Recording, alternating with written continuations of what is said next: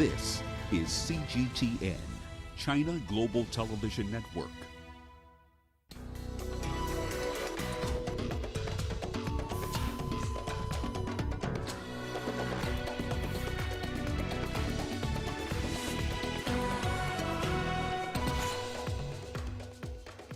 Guinea military coup leaders tighten grip on power as borders reopen. Taliban spokesperson declares the war in Panjshir over. And suspected allied Democratic Forces militiamen kill at least 30 in DRC's Ituri province. Welcome to Africa Live on CGTN with me, Beatrice Marshall, in Nairobi. We'll bring you the details on those stories in just a moment, but first, here's Ramanyang with the day's business headlines. Rama. Thank you very much, Beatrice. Here's what's coming up in the next 30 minutes. Zimbabwe issues licenses to 57 foreign and local entities to grow medical marijuana. And South Africa's consumer confidence levels have gone up in the third quarter, helped by an increase in the number of vaccinations across the country. We'll have the details on those stories and lots more coming your way in the course of the hour. For now, let's start with the latest in current affairs with Beatrice. Rama, thank you. And let's begin in Guinea, where the leader of the special army unit that ousted President Alpha Condé has barred Guinean government officials from leaving the country until further notice. Colonel Mamadi Doumbouya, a former French legionnaire officer, made the announcement during a gathering that brought together senior government officials, including Condé's ministers. He also said that a government of national unity will be formed in a few weeks. The soldiers who ousted Condé summoned his ministers and top government officials for a meeting on Monday, just a day after a coup which has drawn international condemnation.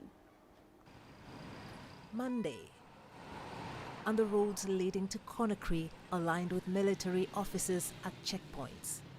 They're leaving nothing to chance. This comes a day after soldiers ousted Guinean President Alpha Condé. We are just here for peace and to check vehicles and soldiers that are coming back. We'll disarm them, continue our searches until we get new orders. A resumption of light traffic and reopening of some shops around the main administrative district of Kaloum gives a relative sense of calm. Kaloum district witnessed heavy gunfire throughout Sunday as the Special Forces battled soldiers loyal to Condé. The Special Forces unit is led by Colonel Mamadi Doumbouya, who says poverty and endemic corruption drove his forces to remove Condé from office. We were in a savage state.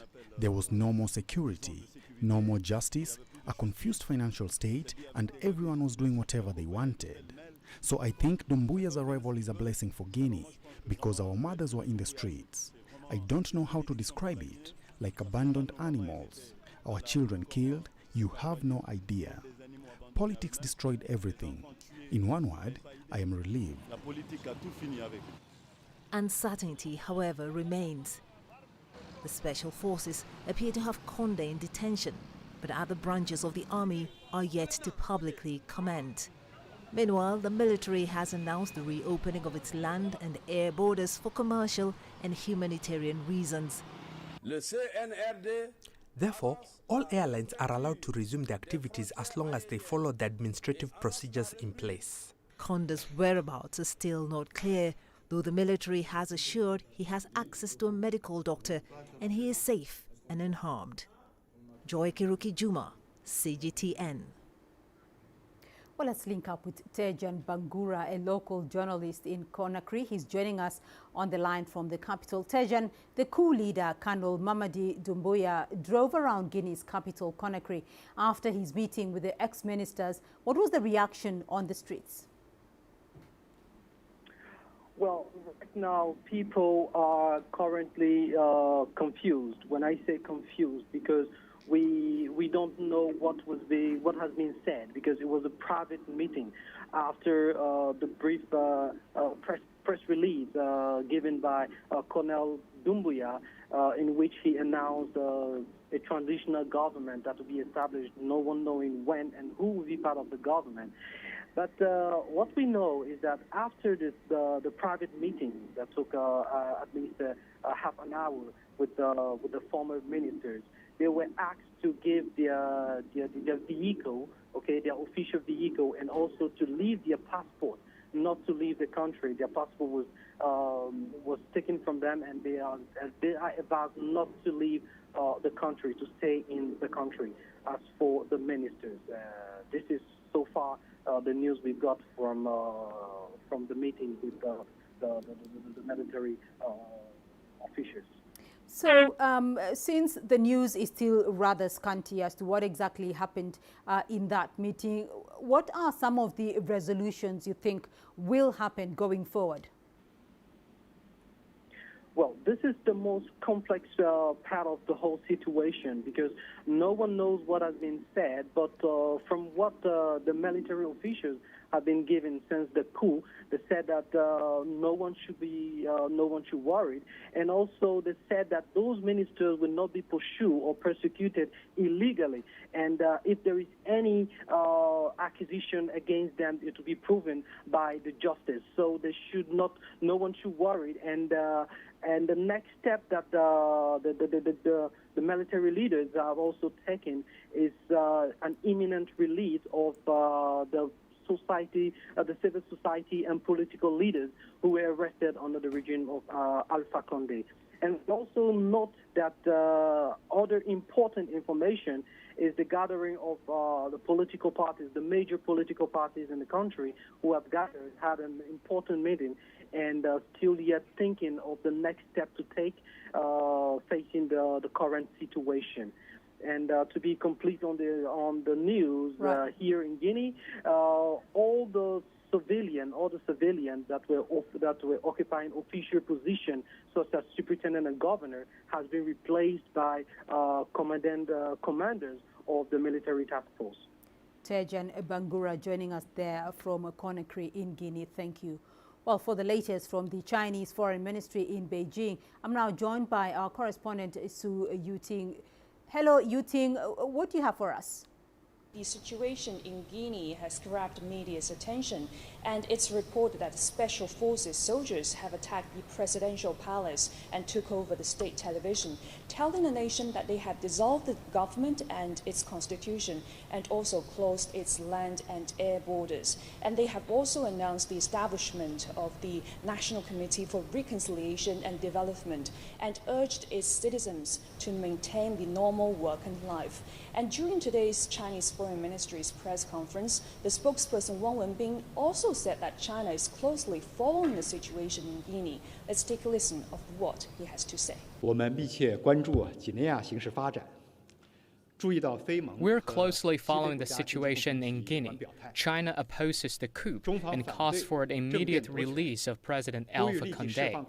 We call on and hope all parties can remain calm, bear in mind the fundamental interests of Guinea and its people, resolve relevant issues through dialogue and consultation, and safeguard domestic peace and stability. Well, in light of the military coup attempt in the country, that the Chinese embassy in Guinea have also advised the Chinese nationals to tighten up their personal security and not go out.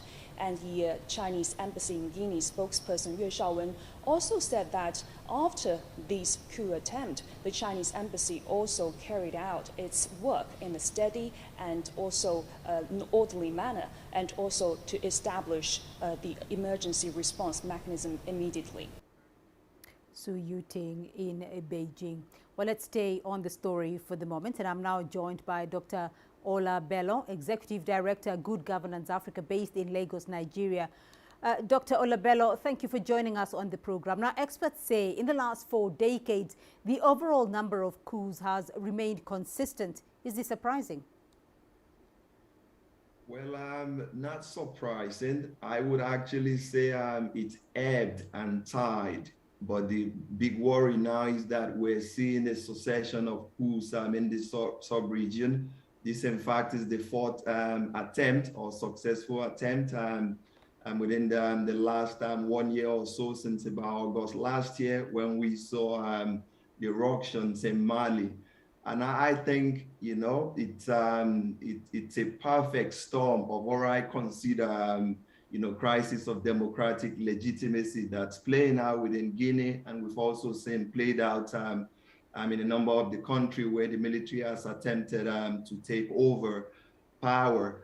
I think in the midst of the coronavirus crisis, you've seen economies shattered, but also governments that are increasingly resorting to authoritarian means to maintain control. Alpha Condé, I think the ousted Guinean leader, has been especially guilty in this respect. He's been a disappointment for many people, having himself come to power as a long-time oppositionist who succeeded in ascending to power, and then trying to stifle a lot of the democratic freedom that his fellow Guineans, 12 million of them, are aspiring for. So I think this is going to be different, than what we saw in Mali, because it does seem that the putschists have serious support on the street, and this is going to test a lot of the regional players like ECOWAS and AU that we're going to see stepping to the fore in the coming days to try and bring some sort of stability and order to this very troubled country. Let's look at that, where the AU stands at the moment, because the African Union had previously clamped down on countries when this happened, and there appeared to be a change. But with the happenings in Guinea, what would you say makes coups common in Africa? I think context is important. In Guinea's case, it's not a surprise at all. Alpha Condé, as I've said, has been a disappointment for many Democrats in that he's been increasingly authoritarian. So one of the factors at play here is a man who himself was democratically elected nearly 11 years ago now, and progressively he's put in place a number of measures, including a constitutional referendum last year that effectively removes the term limit that more than 84% of Guineans themselves say they would like to see remain in place. So authoritarianism, I think, in a sense, is emboldening, ambitious young military officers within West African armies in the name of restoring true democracy to come out of the barracks and seize power through the barrels of the gun. Dr. Ola Bello joining us there from Lagos in Nigeria. Thank you. Well, here is Nick Mudimba now with a profile of the man behind the coup, Colonel Mamadi Doumbouya. As Guinea settles down to yet another coup, condemnation continues from far and wide. With the latest situation, another soldiers behind yet another military takeover in West Africa. Meanwhile, the neighboring Mali seems to have come to terms with the last year's coup. Colonel Mamadi Doumbouya emerges from relative obscurity to claim leadership of a nation that was a democracy until now. 41-year-old Mamadi is a former member of the French elite Foreign Legion who was recalled by the man he deposed, Alpha Condé, to return home and lead the elite Special Forces group. He hails from Kankan in the eastern region and belongs to the Malinke tribe. He is described by his contemporaries as a shrewd military commander. As a legionnaire and a Guinean soldier, he has served in Afghanistan, Ivory Coast, Djibouti, Central African Republic, Israel, Cyprus and the UK. However, some have described him as an ambitious young soldier with a keen eye on politics. He is one of the 25 Guinean officials that European Union had threatened to sanction over human rights issues. In his speech after seizing power, he acknowledged the stain on his past as a mistake, which he and his colleagues are ready to learn from. Nick Mudimba, CGTN. The current situation in Guinea is part of an unfolding situation in the Sahel region. Here is Daniel Arap Moi taking us through events that shaped the West African nation until now. Guinea is the second largest producer of bauxite. It currently has a population of 13.12 million people. This is according to the 2020 figures by Worldometer. It also has one of the longest coastlines in Africa, which stretches up to 320 kilometers with iconic beaches. These are some of the things that could have attracted France to Guinea which declared it its colony in 1891. This came after a crushing defeat of a resistance in 1898, mounted by Samori Toure, who was the great-grandfather of future President Hamid Sékou Toure. In 1906, France declared Guinea as part of the French West African Federation. Hamid Sékou Toure himself became the Secretary General of the Democratic Party of Guinea in 1956. 2 years later, Guinea attained its independence with Toure as the founding president. He later cut off ties with France in 1965 after accusing the former colonial masters of trying to subvert his rule. Upon the death of Toure in March 1984, the country experienced its first coup that was led by Lansana Conté and Diarra Traoré. Traoré was appointed prime minister as Conté assumed the top seat. A fallout between the two would lead to an attempted coup a year later, after Traoré was named as education minister, a move he viewed as a demotion. Guinea held its first democratic elections in 1993 after the adoption of a new constitution that allowed a civilian government. Incumbent Lansana Conté's party won 70% of the 114 seats in the National Assembly in the 1995 parliamentary elections. The 90s was also a period that saw internal rifts intensify, culminating in a section of the army setting the presidential palace on fire. They were protesting low pay and poor working conditions. The protests were also witnessed as workers demanded better pay amid a biting economic crisis. President Lansana Conté died in office in December 2008 after winning another election and surviving 2 assassination attempts. His death was followed by yet another coup. The new military leader was Captain Moussa Didis Camara. Alpha Condé won the 2010 elections. He would later controversially amend the constitution to vie for a 3rd term. However, his tenure was marked by political instability, an Ebola outbreak, and the rise of cases of piracy in the Gulf of Guinea. This was followed by another coup that has seen him seized and detained by soldiers. Daniel Arab Moy, CGTN.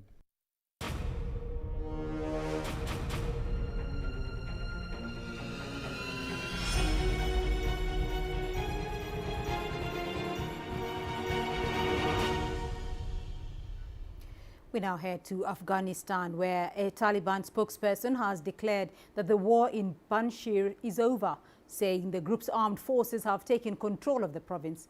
Panjshir was the last holdout of anti-Taliban resistance fighters.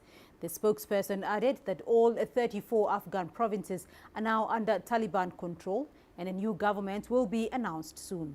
For more on the latest, let's join our correspondent Marile Abbasin, who's live for us in Kabul. Abbasin, how's the situation in Panjshir Valley now, given that the Taliban says it has taken control there, but resistance fighters are saying otherwise?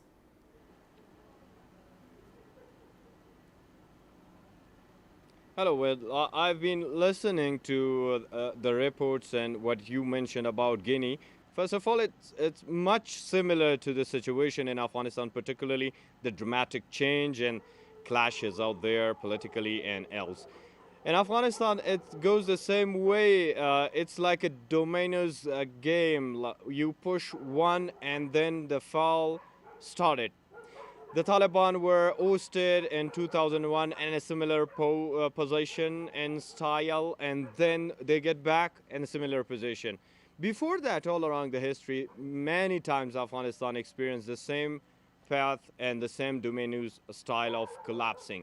Now, Taliban have control on all over the country in Afghanistan, and the Panjshir was the only and very little but very strategic part of the country that the Taliban claim have fully controlled, and there is no fight anymore. But the resistance exists, and whatever they say and they claim is just a show off of that, yes, we resist and we exist. This goes on, and that would be a challenging issue for the Taliban and the upcoming government if they don't resolve the issue via negotiation, if it's not possible now, and even at the duration of the formation of the government. But there must be a path to negotiation and compromise. In Panjshir, there were heavy clashes for 1 week, and finally the people are in panic. The resistance force of leaders fled the area. Ahmad Massoud is now in an unclear position, and no one knows where he is located now, but he just delivered a message of 7 to 8 minutes, and he was claiming that we exist and we will be there. He also called upon the people and sympathizers of the resistance to have uprising all over the country, and they will support. So this is the reason. Yes, it will be a challenging issue for the Taliban. Well, several countries, Abbasin, have been invited to a ceremony to inaugurate the new government. When do we expect the announcement of the new government, and does this mean sticking points have been ironed out?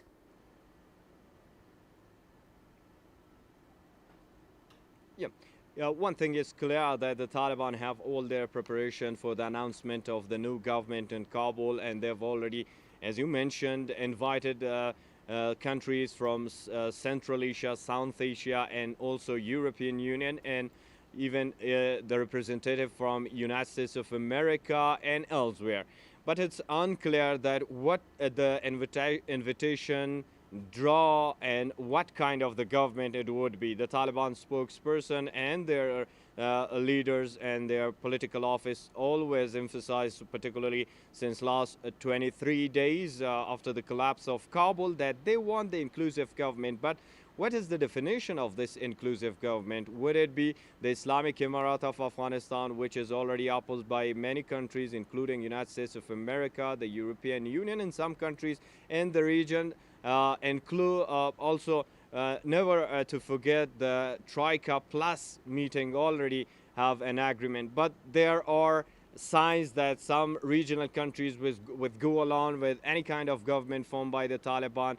The Russian, Iran, Pakistan, China, Uzbekistan, Tajikistan, Azerbaijan, and other countries in the region are already giving signals to the Taliban that they will attend any kind of ceremony for the announcement of the new government. While there are still challenging issues, and according to Taliban spokesperson Zabiullah Mujahid, they have invited many countries in this regard, and also the technical part of the announcement is yet remain to be solved, and the context, everything is now drawn and online and aligned to all the priorities that the Taliban are seeking in the future. So we have a list is now. We have to wait for a couple of days. As Taliban emphasized, they will announce the new government very soon. Tamarliye Abbasin joining us there from Kabul. Thank you. Meanwhile, though, the Taliban has announced the end to the war in Afghanistan. The group says it has taken the last holdout of resistance fighters in a valley north of Kabul, although that claim is being challenged.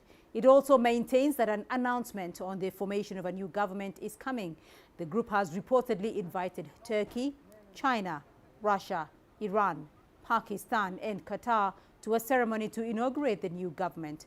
Russian Foreign Minister Sergei Lavrov says Russia will take part if the new government is inclusive. A Taliban spokesman says the group is focused on moving ahead with nation building. The people need to know that the Islamic Emirate ended the war, and the war is ended. Now we must all work for prosperity and the preservation of freedom. And in this case, the nation is with us, and we see the happiness of the nation, and we still want the cooperation of our nation. To the Democratic Republic of Congo, where at least 30 people have been killed in a weekend attack in the northeastern part of the country.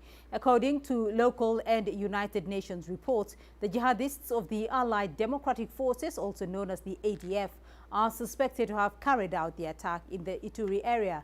The ADF is considered the deadliest of scores of armed militias that roam the mineral-rich eastern DR Congo.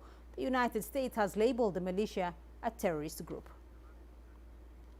Let's cross over to CGTN's Chris Ochamringa. He's in Kinshasa for us, joining me live from there. Chris, what more can you tell us about these attacks?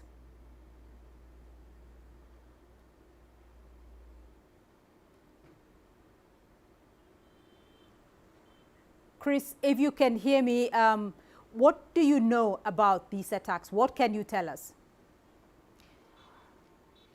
We seem unable to connect to Chris for the moment. We will return if we can. For now, let's look at other stories making the headlines across the continent. Former Tunisian presidential candidate Nabil Karoui is still being detained in Algeria after a court there ordered his arrest. He is being accused of illegally crossing the country's border. Karoui was placed in custody alongside his brother Ghazi Karoui. Nabil Karoui is the owner of the Nesma television channel and was the head of the Heart of Tunisia political party, which is the second largest in parliament. Adnan Chauchi tells us more. Members of the political bureau of Qalb Tunis, Nabil Karoui's party, described the former presidential candidate as a victim. All MPs in Karoui's frozen parliamentary bloc say he was arrested many times this year because he continues to play an important role in Tunisian politics, despite stepping down from his leadership position in Qalb Tunis. Everyone knows that Nabil Karoui quit political life after he left prison in 2019. Therefore, he considers his current detention and the endless trials as political persecution. It's a strategy to keep him away from politics and to fragment his party so that he does not run for office again.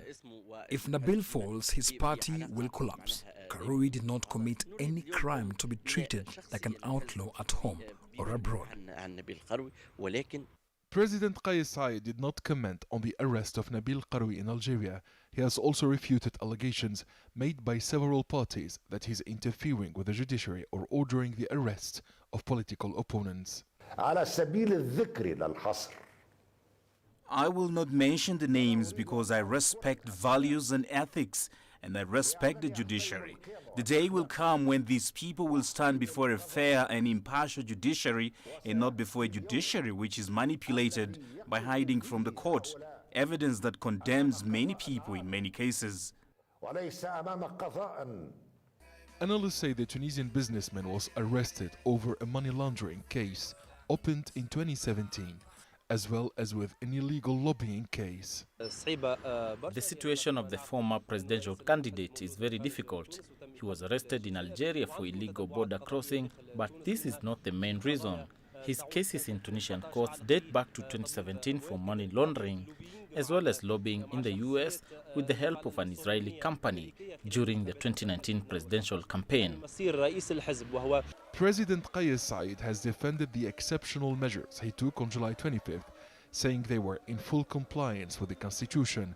Saied says his decisions to sack the prime minister, freeze parliament and lift MPs' immunity are aimed at protecting the state.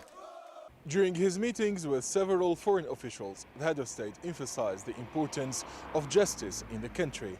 Kais Saied said Tunisia is committed to the principles of human rights, freedoms, as well as compliance with the constitution and the fight against corruption. Adnan Chauchi, CGTN, Tunis.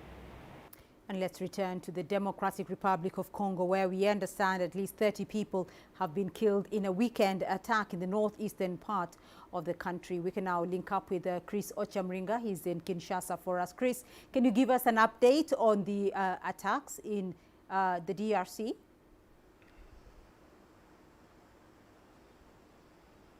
Yes, Beatrice, the attack happened on Saturday in an area known as Luna Samboka that's located near the border of North Kivu province and Ituri in the northeast of the country. And initially we heard reports from the UN peacekeeping mission in the DRC, MONUSCO, saying that there were 14 people who were killed in that attack. But then some civilians went in search of the missing people in their neighborhood and found 16 other bodies in the bush, bringing the death toll to 30. Very many people in that area have fled Ituri province because there has been an increase in the attacks against civilians, despite the existence of a state of siege, which is basically the the replacement of all civilian authorities in Ituri province and North Kivu with military leaders who have been given powers, to restrict the movement of people and also arrest people without charge, those who they believe are collaborating with the rebels. The people in Ituri province are very disappointed with the government because they're saying the government has failed to protect them. These attacks have increased ever since the state of siege was declared by the president in May this year. And so people are very, very disappointed. They want immediate measures taken to protect them from these attacks that have been increasing in the area. Beatrice? Chris Ochamringa joining us there from Kinshasa. Thank you. And we still have more news for you on the program. To stay with us.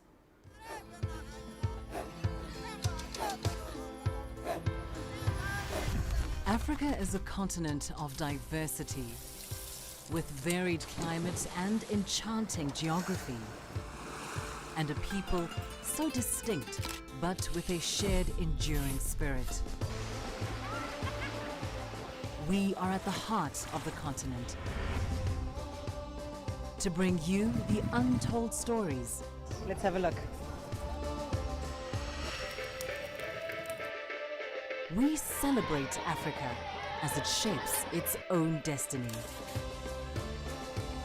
Panjshir, Tunis, Cairo, Juba, Ethiopia, Tanzania. Africa Live. Find your voice.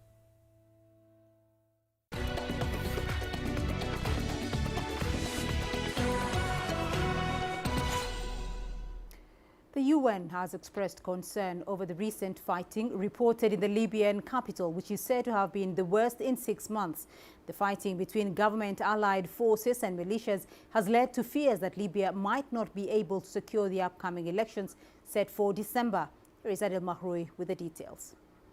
Friday's 24 hours of fighting in Tripoli's southern district of Salah ad-Din has worried the United Nations. Stability support forces who are under the Presidency Council clashed with a force called the 444 Brigade in the Libyan capital, putting the lives of thousands of civilians in danger. Libya's interim government says the leaders of this armed group had been operating independently and that now the brigade is under the administration's control. Clashes between militias in Tripoli are expected, especially in the absence of state deterrent forces, which the unity government should have formed. Unfortunately, the government, instead of being a neutral side that applies the political, economic and military aspects of the UN agreement, it's becoming a part of the conflict. It's been supporting the formation of more of these forces, which apparently it doesn't control. The security forces in Tripoli have multiple allegiances. Some follow the Interior Ministry, some are managed by the Presidency Council, and others may have unclear affiliations. Their responsibilities or tasks are also not properly divided, and sometimes they overlap. All of this leads to conflicts as each one tries to enforce its authority over a region or over the other.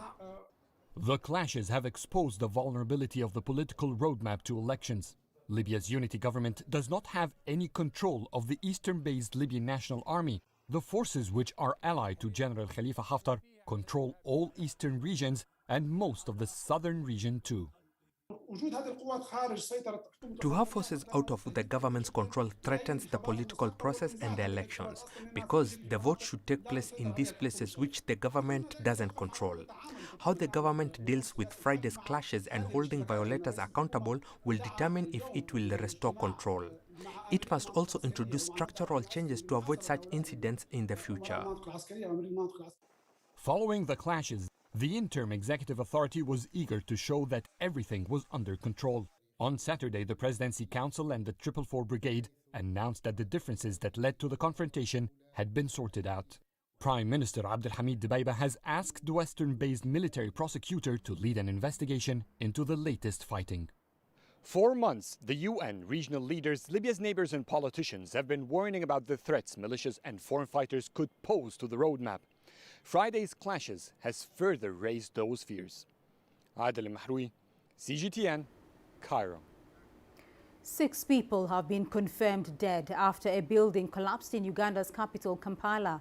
Authorities suspect that poor construction regulation may be to blame and are now calling for stricter penalties for rogue developers. Here's Leon Sinyange with more. This is all that is left of a building that was under construction in Kampala. A section of the three-story structure collapsed under rubble on Sunday afternoon. In the aftermath, rescuers went through the debris, searching for survivors. 8 construction workers were rescued, but 6 other people died.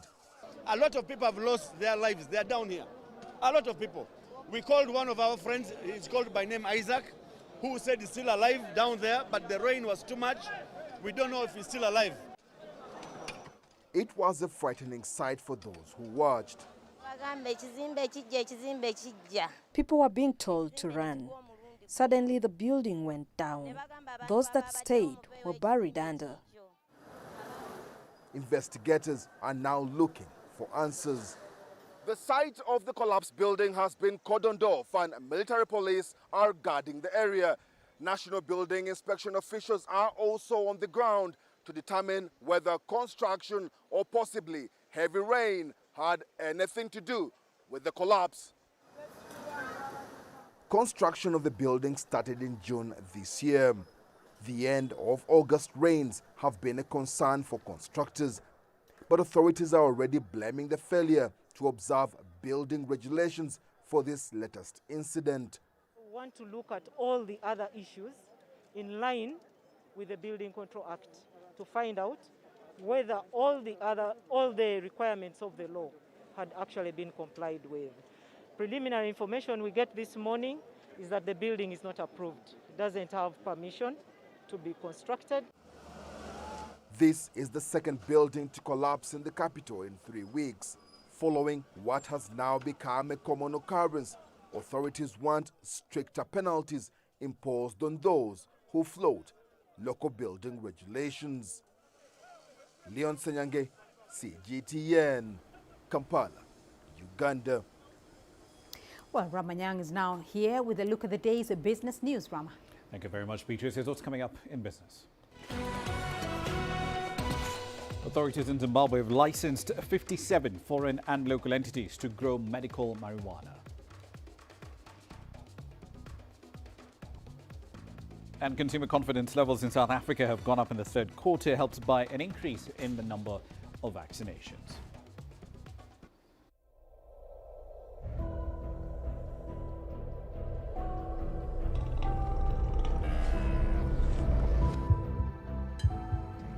Taken me completely out of my depth, but at the same time it's exciting. It's new, it's different, it's a challenge. It's really exciting.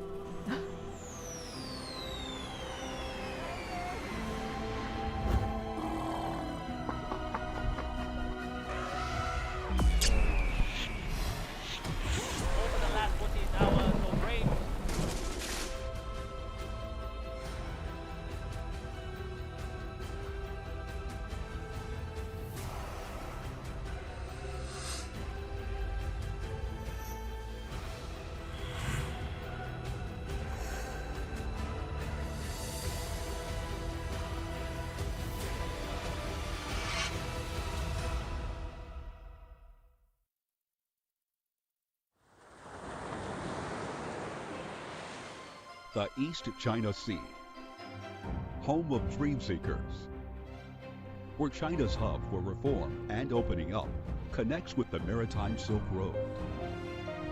Whether it's exploring the busiest seaport and trade zone, or witnessing how locals strive for a better life. Join CGTN's adventure, Tides of Change Part 2.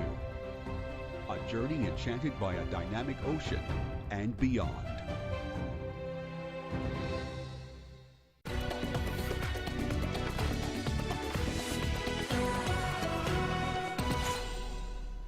Welcome back. Let's start in Zimbabwe. Authorities over there have licensed 57 foreign and local entities to grow medical marijuana in the Southern African nation. Now, according to Zimbabwe's Investment and Development Agency, these investors are from different parts of the world: Germany, Switzerland, Canada, and some local players included. They've been licensed for the cultivation and processing of medical marijuana, and they will own 100% of their investment. Zimbabwe is currently the continent's largest tobacco producer, but authorities over there expect that hemp export earnings may actually start to replace tobacco as farmers look for higher earnings from that crop. The government legalized medical marijuana production back in 2018, but exports are yet to start. According to Zimbabwe's Treasury, the sales of medical marijuana are forecast to reach $1.25 billion this year. Speaking of yet another drug grown in Zimbabwe, more than 200 million kilograms of tobacco worth nearly $600 million have been sold during this marketing season, which is now coming to a close. From Harare, here's Farai Mokutuya. 14.3% more tobacco has been delivered this year compared to 2020.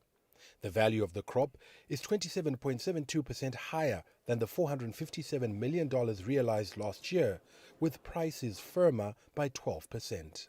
We have surpassed our target. Our target initially was 200 million, but as you can see, we are now actually at 208, and we might end up at around 212 million kilograms. While that's a welcome growth at a macro level, there are concerns that the majority of small-scale farmers are getting the short end of the stick due to onerous repayment obligations. These guys don't have cash. They don't have access to long-term capital, so they get contractors to actually, give them the inputs, right? And then the contractors really decide how much they pay these guys, right? So despite the increase in volumes, the amount of cash that actually goes to the growers is very little. Authorities are taking steps to address this.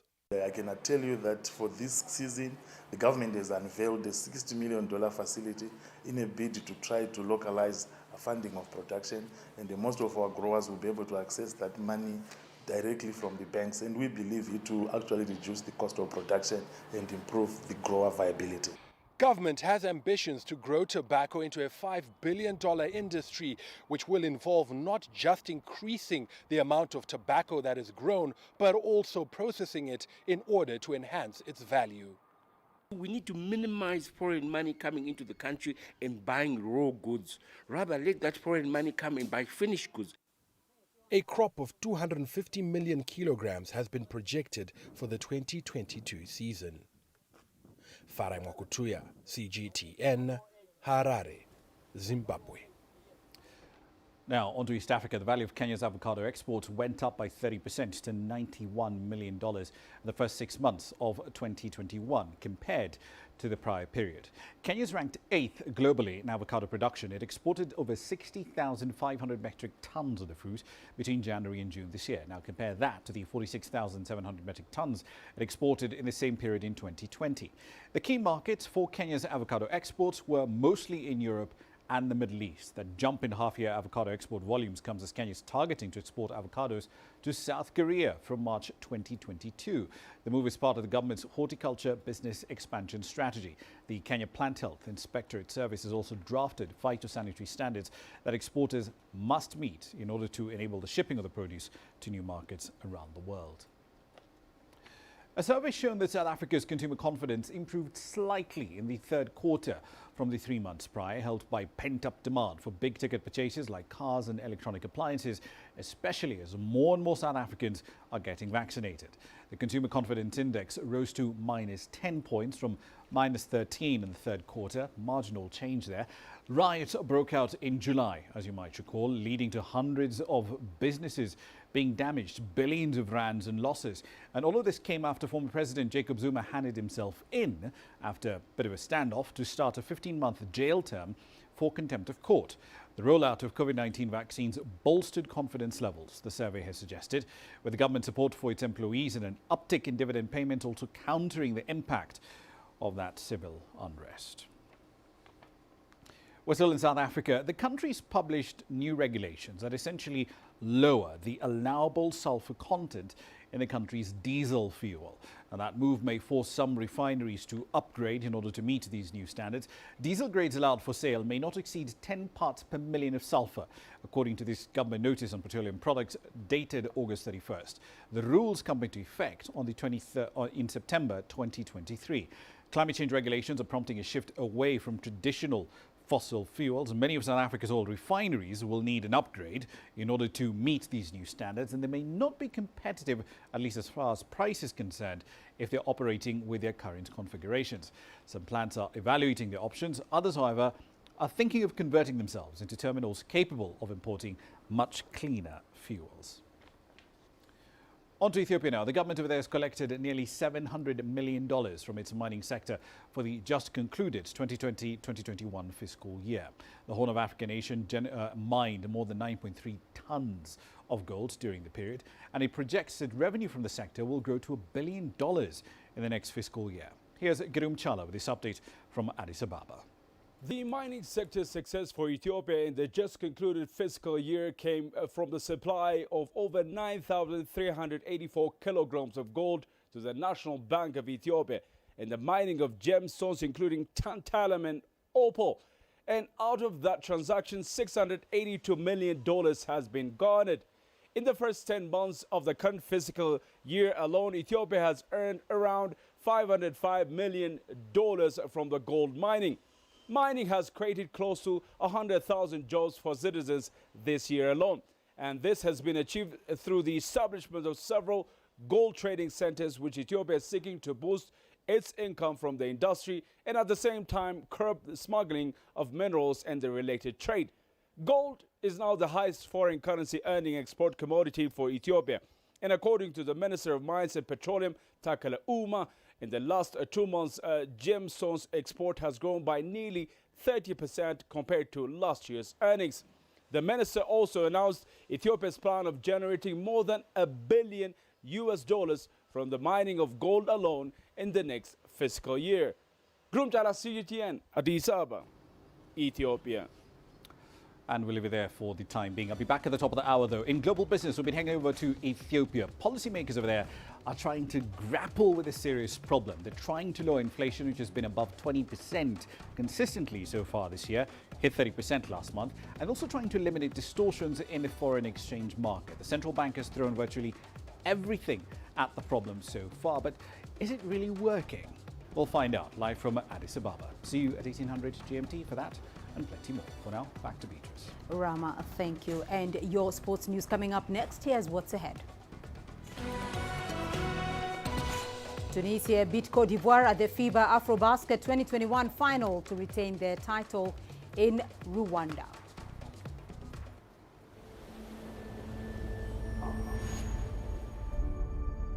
How would you create your legend? On the fields, on the tracks, in the arenas of Africa. Were you born to be a player? Could this moment be yours?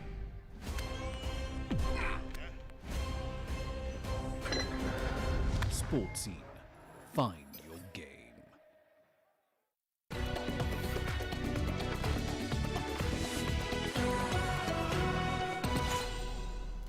We start your sport with the just concluded FIBA AfroBasket 2021, where Tunisia held on to their title after narrowly charging Cote d'Ivoire 78-75 in a keenly contested final at the Kigali Arena on Sunday. The North Africans sealed their third continental title, and our reporter in Rwanda, Mohamed Abubakar, filed this report. After 2 weeks of enthralling basketball, Tunisia are the FIBA AfroBasket 2021 champions. The North Africans successfully defended the trophy after edging Cote d'Ivoire 78-75 in an epic final played at the Kigali Arena on Sunday. It's the country's third AfroBasket title, having clinched the trophy at Madagascar 2011 and the last edition in 2017 when they hosted the flagship tournament at the Rada Stadium in Tunis. I am very happy how we play and the atmosphere in the locker room, in the hotel, the spirit, the fight. The guys, they make a lot of sacrifice, and we know it. We know it from the beginning that this title will be for us because we deserve it and we work hard for many, many years. And like I say, many players like Michael Roll or Salah or Radwan, they deserve to go home with the gold medal. For the losing finalists, it was a difficult pill to swallow following their storming run to Sunday's decider. You know, of course, we are hurt with the result, but we have a lot to be proud of. We are going back home with a silver medal from this championship. We have gained good experience here, and we have learned a lot of things about ourselves that will only help us improve. So now our focus is to come back even stronger in the next championship. The win made Tunisia the first team to win back-to-back AfroBasket titles since Angola in 2009. Their German coach, Dirk Bauermann, who took over last year, hailed the host nation Rwanda and the level of competition after getting his first taste of African basketball. You know what, the country of Rwanda, it's, as we know, a small country. In these difficult, very difficult times, everything was so well organized. I mean, everything has been really, really good. And so I'm happy for African basketball that it's such a well-organized tournament. And I also think that the level of competition is getting better and better. And I think that was evident in most of the games that we saw here in this tournament. As the curtain closes on the 2021 FIBA Men's AfroBasket here in Kigali, attention now turns to Yaoundé, Cameroon, where the 2021 Women's Championship is set to tip off on the 18th of September. Mohamed Abubakar for CGTN, Kigali, Rwanda. And we turn to the Qatar 2022 World Cup qualifiers, where the world governing body FIFA postponed Sunday's game between Guinea and Morocco due to the uncertain political situation of the host country. No date has been set for the CAF's second round Group 1 fixture. Morocco beat Sudan 2-0 last Tuesday to take early charge of the group after Guinea drew 1-0 at neighbours Guinea-Bissau. The FIFA statement said the current political and security situation in Guinea is quite volatile and is being closely monitored by FIFA and CAF. The match was called off to ensure the safety and security of all players and to protect all match officials due to a reported coup in Guinea and gunfire in the capital Conakry, where the game was due to take place. Sudan welcomes Guinea-Bissau on Tuesday in another Group 1 clash. In Group E, Kenya failed to dislodge Mali from top of the standings on Sunday following a 1-1 draw with Rwanda at the Nyamirambo Stadium in Kigali. Harambee Stars captain Michael Olunga gave Kenya an early lead in the 9th minute, but the hosts Amavubi Stars battled back to be on level terms in the 20th minute through Abdul Ratubaye. Both teams failed to break down the defences following the early scoring salvo to settle for a draw that complicates their chances of qualifying for the Qatar 2022 Games. The result left Kenya second in Group E on 2 points, with Rwanda bottom. Kenya's head coach Jacob Gosmule and his opposite number Vincent Mashami of Rwanda insist their World Cup dreams were not over despite the stalemate. We're still in the race. The race of the World Cup has just begun, so we're still on. It's only 2 games played, and we go to Morocco for the Mali game. That will determine really which way we go. Also, the game tomorrow, when Mali plays Uganda, we also wait for that result to see what happens. Because with 2 games, 2 points, it's not so bad. I mean, we would have liked to have 4 points, but we did our best today. So we will still plan on how to face Mali because it's back to back. We go to Morocco, then they come back to Nairobi, and I think in Nairobi is another story altogether, but let us deal with the Mali game in Morocco first. We lost the first game and now it's a draw at home.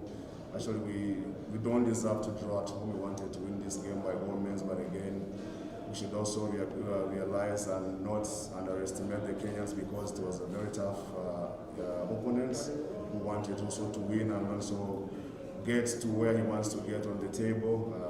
Since Uganda will be playing out with Mali tomorrow, so it was a tough game for us, and I can still say all the teams in the group still have chances. In other Sunday results, a substitute Mustafa Mohamed scored a 90th minute equalizer to salvage a 10-man Egypt, a 1-1 draw in Gabon in Group F as Namibia stand hosts Togo 1-0 to go top of Group H on 4 points ahead of Senegal, who are away to Congo on Tuesday. And further